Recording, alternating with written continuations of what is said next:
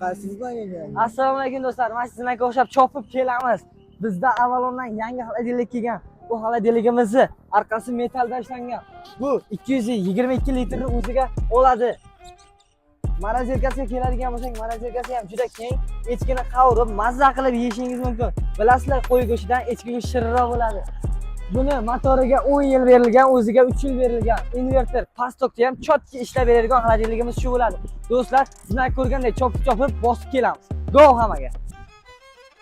U ham mayli do'stlar, bizda Rostodan ham yaxshi xolodilnik kelgan.